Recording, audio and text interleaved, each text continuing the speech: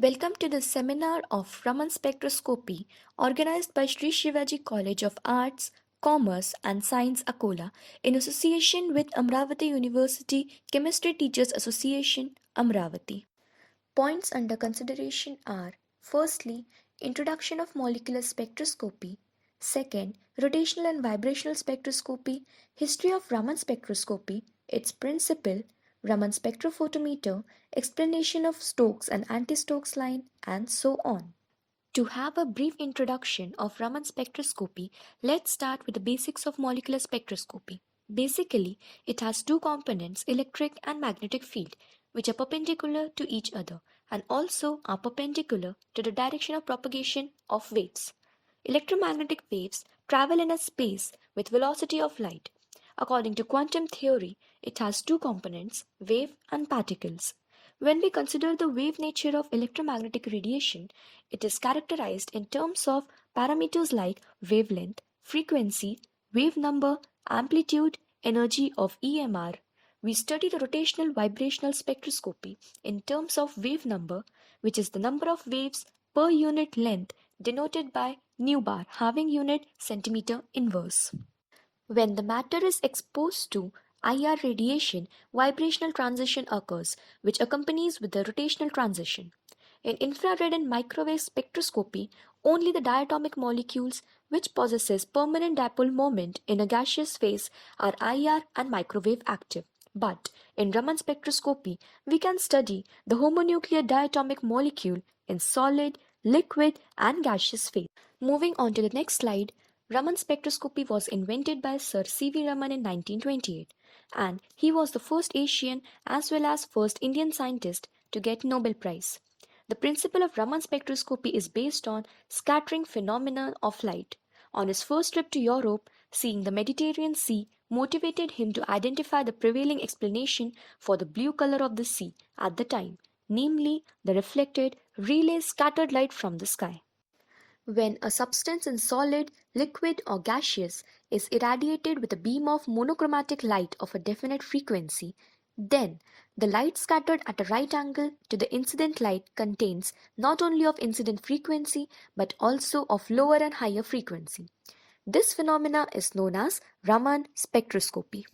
Here is a schematic setup of Raman spectrophotometer, and we can see when a sample is irradiated near to far IR region, then the scattering radiation perpendicular to the source are measured with the help of detector CCD, also known as charge coupled device. If nu I is the incident frequency and nu s is the scattered frequency in terms of wave number, then shifting frequency or Raman shift is given by nu bar is equals to nu I bar minus nu s bar. For a Stokes line, scattered frequency of light is less than incident frequency, so shift in frequency is positive. For anti-Stokes line, scattering frequency is greater than incident frequency. Here, shifting frequency is negative, and when scattering frequency is equal to incident frequency, we get relay lines, where shifting frequency is zero, which is shown in these graphs. The Stokes and anti-Stokes line are known as Raman lines. Moving on to the next slide, characteristics of Raman spectrum. Firstly, the intensity and width of spectrum depend upon anisotropy of the molecule of liquid. Second, intensity of Stokes line is greater than anti-Stokes line. Third, Raman shift lies within far and near IR region. Fourth, Raman lines are symmetrically displaced about relay lines. And lastly, Raman lines are due to change in polarization of molecules.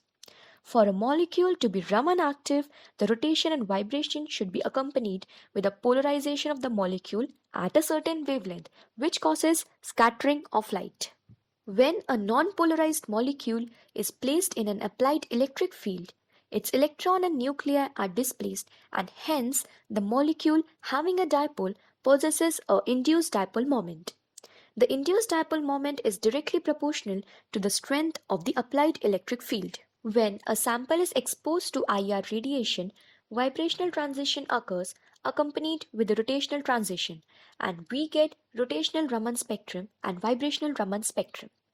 The selection rule for rotational Raman spectrum is del J is equals to 0 and plus minus 2. When del J is equals to 0, we get relay lines, del J is equals to plus 2 gives Stokes line, and del J is equals to minus 2 gives anti-Stokes line.